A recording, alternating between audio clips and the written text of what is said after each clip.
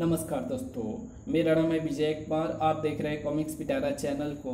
तो चलिए दोस्तों, हम लोग कॉमिक्स पढ़े थे स्नेक पार्क और इसका पहला और दूसरा पार्ट मैंने अपने चैनल पर अपलोड कर दिया है। पहले और दूसरे पार्ट में मैंने इस कॉमिक्स को 40 पेज तक कवर कर दिया था। अब इस पार्ट में इसके आगे कहानी को शुरू करते हैं।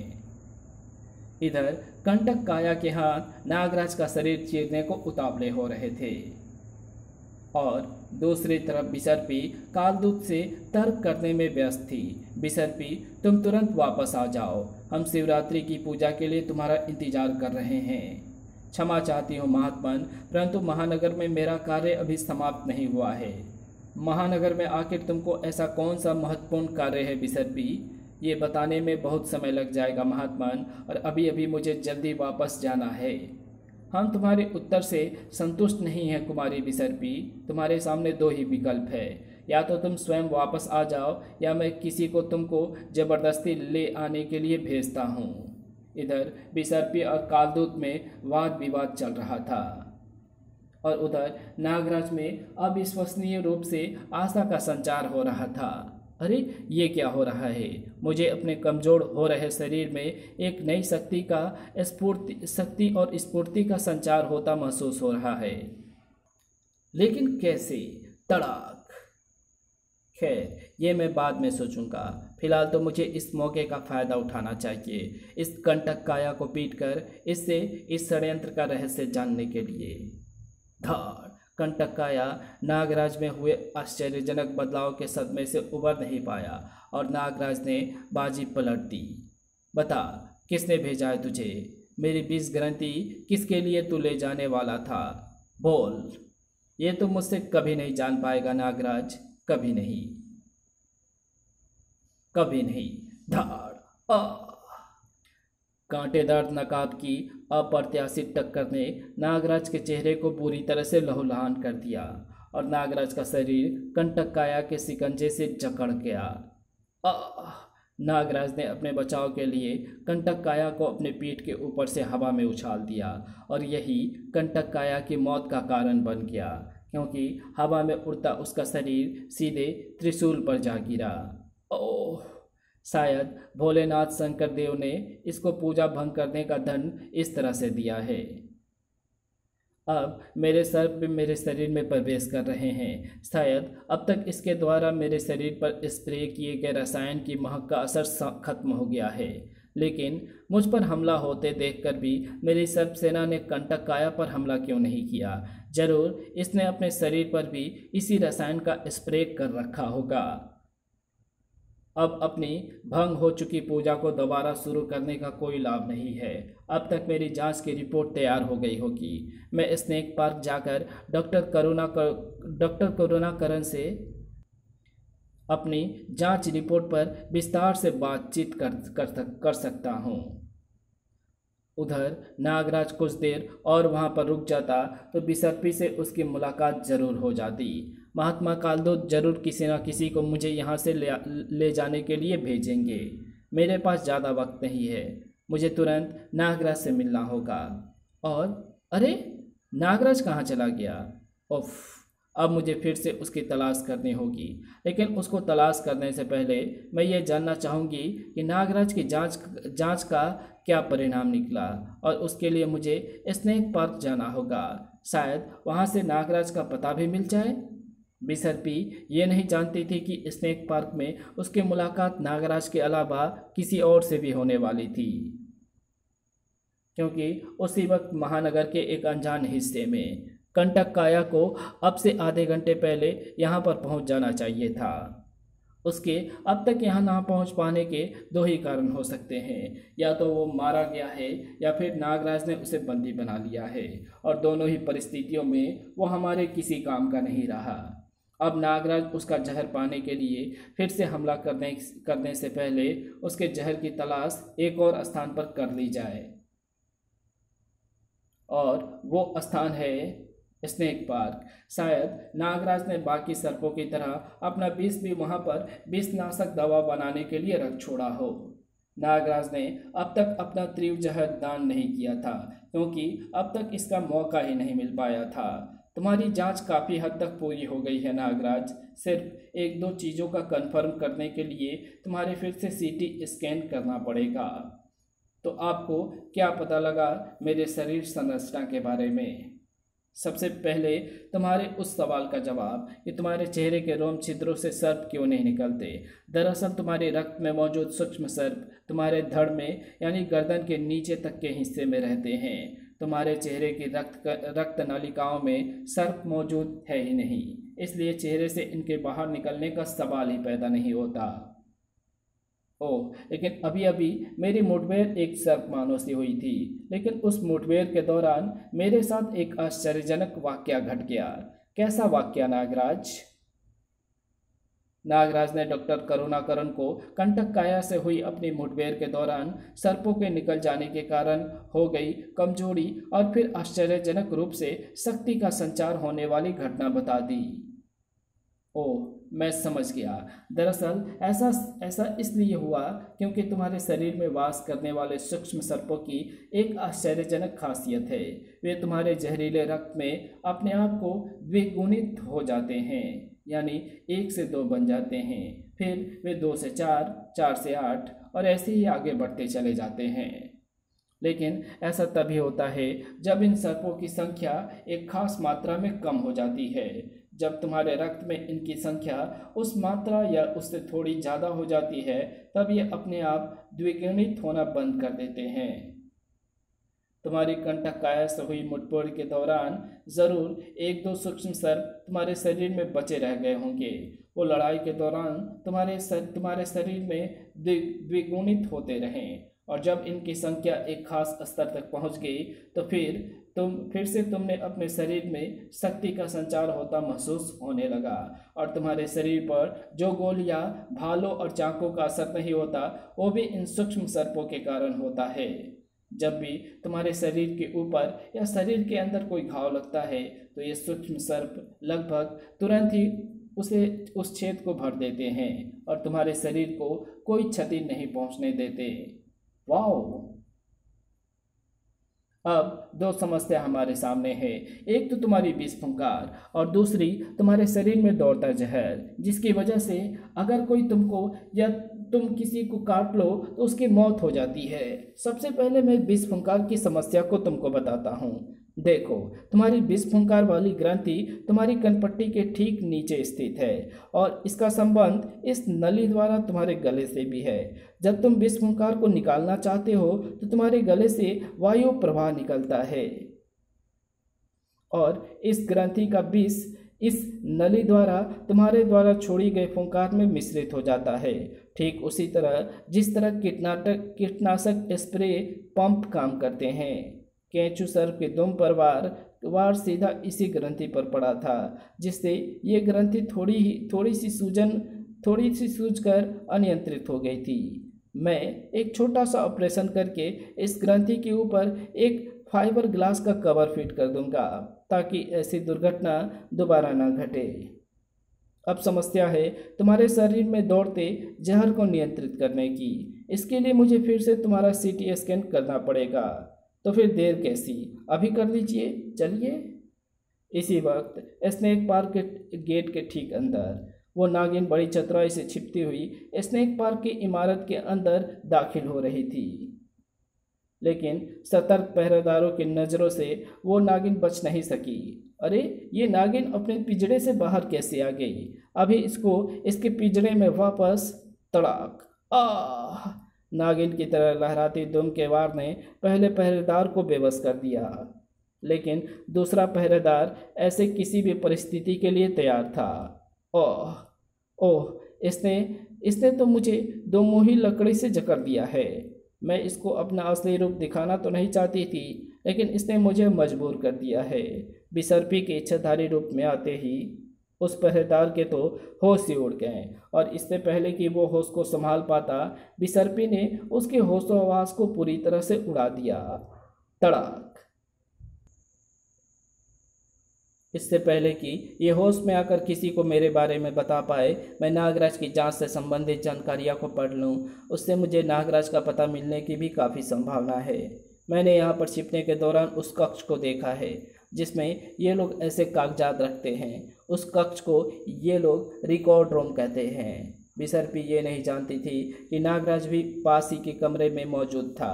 बस नागराज, सिर्फ 10 मिनटों में तुम्हारी जांच पूरी हो जाएगी, यानी 10 मिनटों तक मुझे ऐसे बंधे पड़ा रहना होगा। क्या करे नागराज, मजबूरी है। इसी वक्त स्नेक पार्क के गेट पर, अरे हम तो बड़ी तैयारी से आए थे, लेकिन यहाँ तो पहरेदार पहले से ही तड़प रहे हैं, यानी कोई और हमसे पहले ही यहाँ पर पहुँच चुका है। मुझे कुछ खतरे का आभास हो रहा है। बहुत संभल कर अंदर घुसना। वो खतरा इस वक्त नागराज की फाइल पढ़ने में व्यस्त था। ओह, कई सब तो मुझे समझ में नहीं आ रहे हैं, लेकिन फिर भी नागराज की आश्चर्यजनक शक्तियों का इन कागजातों में पूरा जिक्र है। ये जानकारियाँ पढ़ने के बाद तो कोई भी नागराज को खत्म करने का रास्ता बड़े आराम से ढूंढ सकता है। उसी वक्त पैरों की आहट, 3-4 लोग एक साथ इधर ही आ रहे हैं। मुझे छुप जाना चाहिए, क्योंकि ये लोग जरूर सिक्योरिटी गार्ड होंगे। बिसर्पी का ख्याल गलत था। आने वाले लोग सिक्योरिटी गार्ड नहीं थे।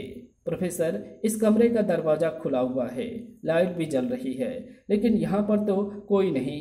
अरे, इस फाइल पर तो नागराज का नाम लिखा है। क्या है इसके अंदर? उस रहस्यमय साय ने फाइल के दस्तावेजों को पलटना शुरू कर दिया और उसकी आंखों की चमक बढ़ती चली गई। वाह वाह वाह, ये फाइल तो हीरे की खान है।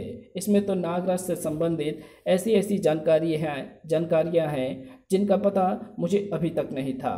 ओह, ये तो वही आदमी है जिसने मुझे भीड़ में भी पहचान लिया था, और इसके बोलने का अंदाज काफ़ी खतरनाक है। मुझे ये जानने के लिए इस पर नज़र रखनी होगी कि आखिर ये नागराज से चाहता क्या है। वहीं पास ही में सिटी स्कैन रूम में मशीन में तुम्हारी स्कैनिंग तो कर ली है नागराज, लेकिन इस नई स्कैनिंग को तुम्हारी पुरानी स्कैनिंग से मैच करना पड़ेगा, तभी टेस्ट के सही नतीजे सामने आ पाएंगे। मैं अभी रिकॉर्ड रूम से तुम्हारी मेडिकल फाइल लेकर आता हूँ। डॉक्टर करुणाकरन ने कमरे से बाहर जाने को एक कदम भी आगे बाहर बढ़ाया और 2 कदम वो पीछे आ गिरे, और वे 2 कदम पीछे आ गिरे। कहीं जाने की ज़रूरत नहीं है डॉक्टर, फाइल खुद ही तेरे पास आ गई है। वाह वाह, इसे कहते हैं किस्मत। हम तो नागराज का जहर लेने आए थे, लेकिन यहाँ पर तो पूरा का पूरा नागराज ही मिल गया, और वो भी बंधा हुआ। ये क्या बदतमीजी है? कौन हो तुम लोग? आज तूने मेरा दिल तोड़ दिया है नागराज। मैंने तुझे पाल पोस कर इतना बड़ा किया, नागराज बना दिया, और तू आज मुझे पहचान तक नहीं पा रहा है। नागमणि, प्रोफेसर नागमणि बोल मेरे बच्चे, जिनको किस्मत ने आज वो सुनहरा मौका दे दिया है जिसकी महीनों से उसे तलाश थी। वैसे आज मुझे पता चला कि मेरी किस्मत तो पिछले कई महीनों से अच्छी ही चल रही थी। अब देखो, मैंने एक आदमी को सम्मोहित करके तेरे पास तेरा खून पीने को भेजा, और फिर उसकी गली लाश को उठा लाने के लिए केंचू सर को भेजा, ताकि मैं उस गली लाश में से तेरा जहर अलग कर सकूं। लेकिन तूने केंचू सर को ख़त्म करके मेरी स्कीम को टाई फेस कर दिया। उस वक्त मुझे लगा कि मेरी किस्मत तो बड़ी सड़ी निकली, लेकिन फिर मैंने तेरे पीछे कंटक काया को भेजा, और वो भी तब जब तेरे शरीर की सारी शक्ति यानी तेरे सारे सांप तेरे शरीर से बाहर निकले थे, पर तूने उसे भी ख़त्म कर दिया। मुझे फिर अपनी किस्मत पर शक होने लगा, लेकिन आज इस फाइल को पढ़कर मुझे पता चला कि मेरी किस्मत तो बहुत अच्छी थी। इसके अनुसार तेरे मरते ही तेरी विष ग्रंथि का सारा जहर बेकार हो जाएगा। तेरे जहर को तेरे जिंदा रहते ही हासिल करना होगा। ओह, यानी ये सब षड्यंत्र तुम्हारा रचा हुआ था? हाँ नागराज, और यहाँ पर तो मैं ये सोच कर आया था कि शायद यहाँ पर तेरा जहर मिल जाए, लेकिन यहाँ पर तो मेरी लॉटरी लगी हुई है। अच्छा, लेकिन तुम मेरा जहर लेने के लिए इतने बेताब क्यों हो नागमणि? मुझे तुम्हारे और नागदंत के बाद एक नया नागमानव बनाना है नागराज, जो तुम दोनों से ज़्यादा शक्तिशाली हो, और बगैर तुम्हारे जहर के ऐसा मानव बना पाना असंभव कार्य है। मुझे चुपचाप अपना जहर दे दो नागराज। तुम मुझे बेबस समझ रहा है नागमणि, क्योंकि मेरी कलाइयाँ बंद होने से मेरे सर्प बाहर नहीं आ सकते, और ये बंधन इतने सख्त है कि मेरे हाथ में भी खून का दौरा रुक गया है, इसलिए सर्प मेरी उंगलियों से बाहर नहीं आ सकते। लेकिन मेरे पास और भी शक्ति है नागमणि, विषफुंकार और सम्मोहन शक्ति। नागराज, लेकिन अगर तूने उनका इस्तेमाल किया तो मैं इस डॉक्टर का भेजा तुझे मिनटों में तुझे गिफ्ट में दे दूंगा। अब जल्दी से अपना जहर मुझे दे दे, वरना तेरी जिद के कारण ये गरीब डॉक्टर मारा जाएगा। ओह, तो ये चक्कर है, अब मुझे बीच में पड़ना ही। ओह, हिलियो मत छोरी, नहीं तो तू जाने ही है कि हो सकता है। क्लिक। ओह, अंदर नागराज के दिमाग में एक ही सवाल घूमे जा रहे थे। अगर नागमणि सच कह रहा है तो बिसर्पी इस पूरे मामले में कहीं कहाँ पर फिट होती है। कहीं ऐसा तो नहीं कि बिसंदर की तरह प्रोफेसर नागमणि भी बिसर्पी का ही आदमी बन गया हो। लेकिन अगर ऐसा है तो बिसर्पी यहाँ पर भी ज़रूर आएगी। बिसर्पी। नागराज को बिसर्पी की सिर्फ एक झलक दिखाई दी, और उसके बाद दो तेज आवाज़ें आईं, किसी के ज़मीन पर गिरने की और फिर चीखने की। प्रोफेसर, धम! ये तो सम्मी की आवाज़ है, आओ देखें क्या हुआ है वहाँ। प्रोफेसर, मुझे बचा लो, उस इच्छाधारी नागिन ने मुझे डस दिया है। इच्छाधारी नागिन? ये ज़रूर वही होगी जो मुझे इस पार्क के उद्घाटन पर यहाँ दिखी थी।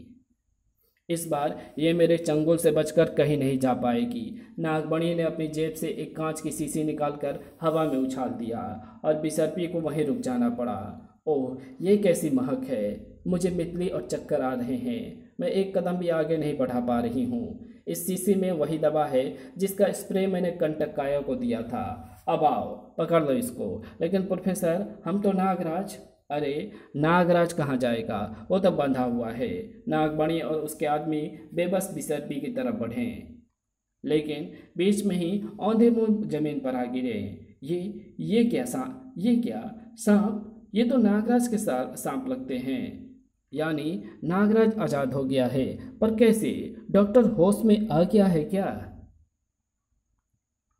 डॉक्टर अब तक पूरी तरह संभल नहीं पा रहे हैं नागमणि, पर तुम सोचने का कष्ट क्यों उठाते हो? मैं खुद ही तुमको बताता हूँ। दरअसल मैं ये सोच रहा था कि जहर तो मेरे शरीर में, पूरे शरीर में है। तुम चाहते हो मेरे शरीर से खून निकलकर उसमें से जहर को अलग कर लेते, लेकिन तुमने ऐसा क्यों नहीं किया? जवाब ढूंढने में मुझे ज़्यादा वक्त नहीं लगा।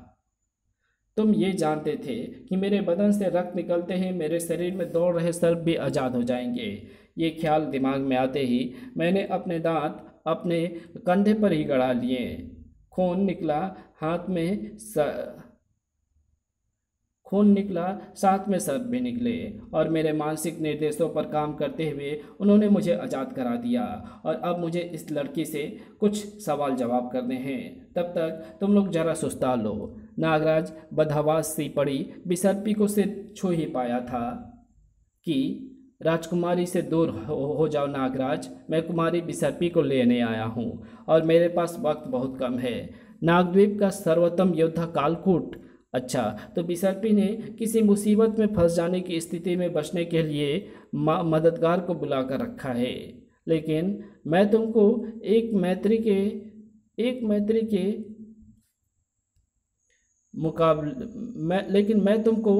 मैत्री मुकाबले में पहले भी परास्त कर चुका हूँ कालकोट। तड़ाक। और आज भी करूँगा। आज तुम ऐसा नहीं कर पाओगे नागराज, अपनी पूरी शक्ति लगाकर भी तुम मुझको नहीं रोक पाओगे। आश्चर्य! नागद्वीप के किसी सर्प में मेरे सर्प बंधनों को तोड़ने की शक्ति नहीं है। ये इतना शक्तिशाली कैसे हो गया? अब मुझे इस पर अपने तीव्र विस्फुंकार का वार करना होगा। फूं!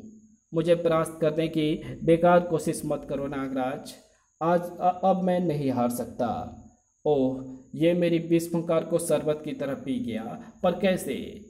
नागराज ये नहीं जानता था कि कालकोट को महात्मा कालदूत ने अद्भुत शक्ति से युक्त करके भेजा था, लेकिन उसे कोई रोक ना सके ओह, इसकी मणि से कोई किरण निकलकर मुझे शीतल कर रही है। मैं अपने आप को संभाल नहीं पा रहा हूँ।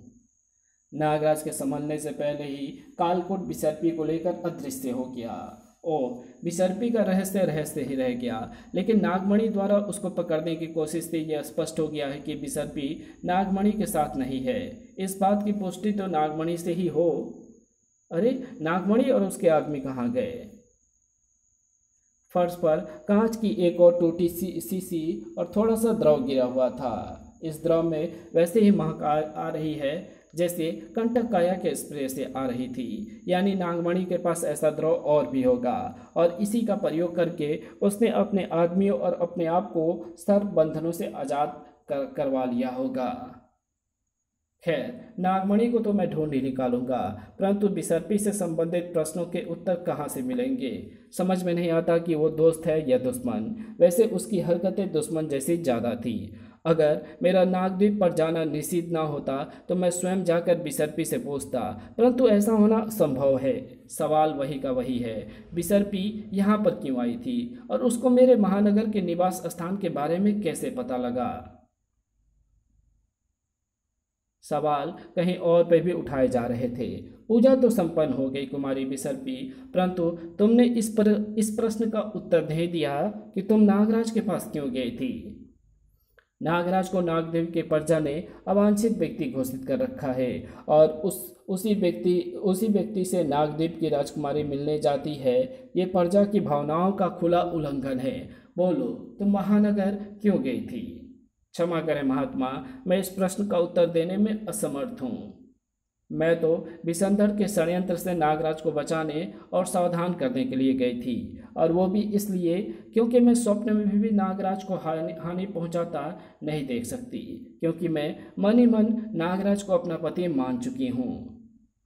पर नागदेव की प्रजा उसके विरुद्ध है, और अब तो विडंबना ये है कि नागराज भी मुझे शायद दुश्मन ही समझने लगा है।